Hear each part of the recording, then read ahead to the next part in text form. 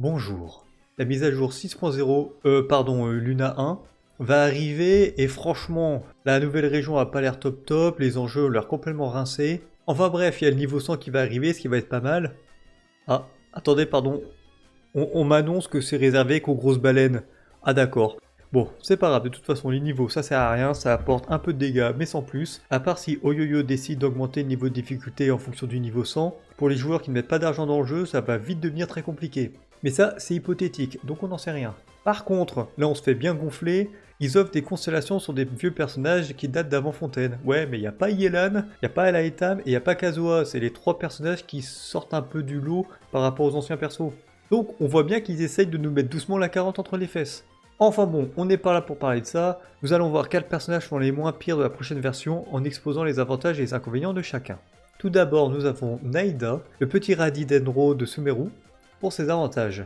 L'animation de son déchaînement est très courte, comme ça vous n'aurez pas de perte de DPS.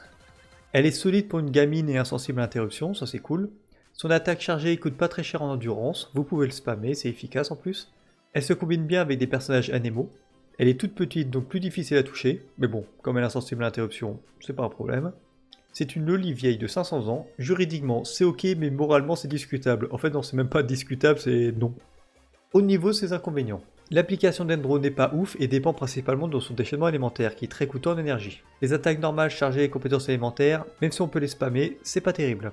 Ses dégâts personnels sont faibles, ce qui la permet de la ranger bien au chaud loin du front. On la sort de son nid douillet que pour son déchaînement élémentaire. Son application d'Endro est vraiment nulle en zone, après en bonus cible, ça va. Ses compositions et rotations d'équipe sont très rigides, on ne peut pas la jouer avec n'importe qui, Kazuha restant son meilleur allié. De toute manière, Kazuha il est bon partout, surtout avec le Géo. Elle a troqué son Gnosis et celui de la Raiden afin d'obtenir des infos qui n'ont finalement pas servi à grand chose. GG Naïda, t'as merdé pour ce coup-là. Ensuite, nous avons Yelan qui aime bien embobiner des gens et les jeter en pâture dans son salon de thé. Pour ses avantages. Son application Hydro est plus élevée que celui de Xingqiu, ce qui permet d'être intéressant dans les équipes évaporation qui appliquent beaucoup l'élément pyro. Dans les équipes où Yelan vient remplacer Xingqiu ou Kokomi, la survie de l'équipe est augmentée, car Yelan peut courir à une vitesse qu'aucun ennemi ne peut rattraper. À part les projectiles tête chercheuse. Mais ça, il n'y en a pas beaucoup dans le jeu, donc ça va. Elle n'a pas besoin de beaucoup de recharge d'énergie, ce qui ne l'oblige pas à jouer avec une batterie Hydro.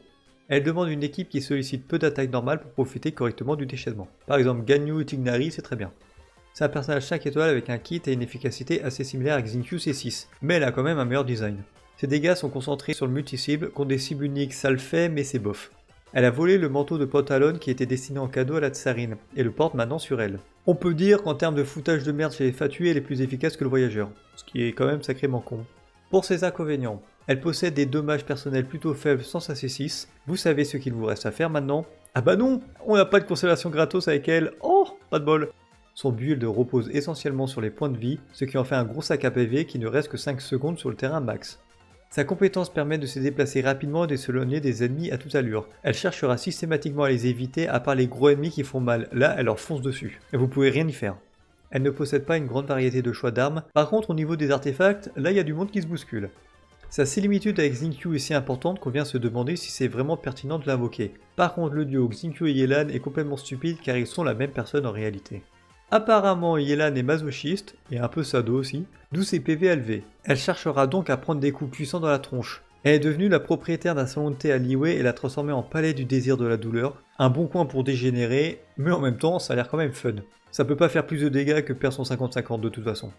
Bien, passons au niveau des nouveaux personnages. Nous avons Loma, c'est la prêtresse des Givre-Lunes qui peut se transformer à moitié en daim. Ce qui en fait donc la première furie du jeu, et oui, pour ses avantages. Ses buffs sont presque plus performants que ceux de Naïda, sauf pour les réactions avec les noyaux d'Endro. Par chance, ses constellations sont éclatées au sol. Ah, ça serait quand même ballot que sa C1 puisse donner du heal et se passer d'un soigneur dans l'équipe, et comme ça elle exécutera deux rôles. Ah ouais, ça serait con hein. Même si elle habite à Notcry, elle est technophobe, c'est-à-dire qu'elle a peur de la technologie. Et du coup, elle vit dans des huttes comme un Atlan.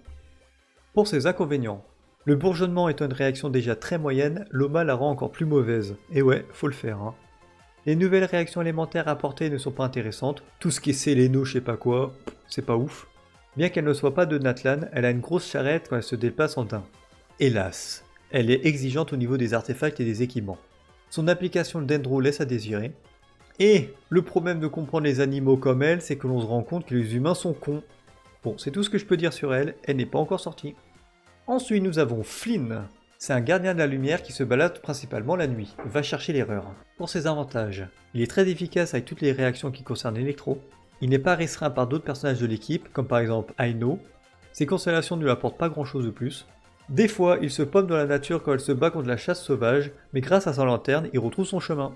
D'où l'intérêt de l'utiliser la nuit, parce que le jour, t'en as pas besoin du coup. Pour ses inconvénients, il manque cruellement de dégâts pour un main DPS, son déchaînement élémentaire est très coûteux en énergie. Flynn amplifie les réactions lunaires, mais comme elles sont moyennes, c'est pas top. Il est compliqué à build, comme tout DPS qui se respecte, le farming de ses artefacts sera une horreur et il ne possède pas une grande variété d'armes. Il est tellement obsédé par sa traque de la chasse sauvage qu'il en oublie de dormir, c'est pour ça qu'il a des grosses cernes sous les yeux. Bon, c'est tout ce que je peux dire sur lui, malheureusement il n'est pas encore sorti. Et pour finir, nous avons Aino, c'est la loli chef de la famille Knipertere Klinklang. J'ai réussi du premier coup. Bien qu'elle ait fabriqué Inefa, elle ne dépassera jamais l'aberration que Xylonen en termes de construction improbable. Bon, il n'y a pas grand chose à dire sur elle, à part qu'elle est 4 étoiles, ça sera la support de Notcry qui dépendra en attendant d'avoir un personnage 5 étoiles. Au moins, elle fera le taf avec Flynn. Et Loma... non, je crois pas. Donc voilà, c'est tout ce que j'avais à dire. Hormis les personnages qui ont l'air complètement rincés du cul et ce que les développeurs sont en train d'essayer de nous glisser doucement, il n'y a pas grand chose à se mettre sous la dent. J'espère que cette vidéo n'aura aucun incident sur votre choix futur. Allez, ciao!